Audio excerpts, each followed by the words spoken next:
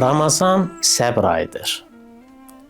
Ramazan orucunda olduğu qədər heç bir ibadətdə səbir tam şəkildə özünü büruzə vermir. Biz Ramazan orucunu tutmaqla iki növ səbri öyrənmiş oluruq. Bəli, oruç tutmaqla ibadətə davam etmək üçün lazım olan səbri öyrənmiş oluruq.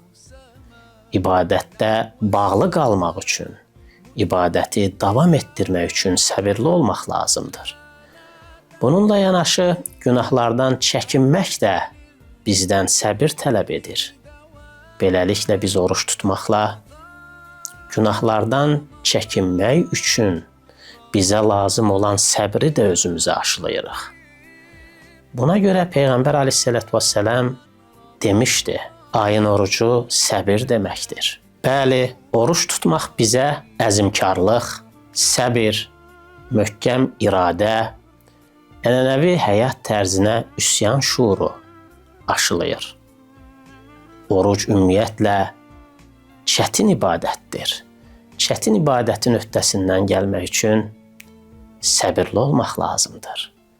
Səbrin isə mükafatı cənnətdir. Allahdan cənnət əhli olmaq diləyilə.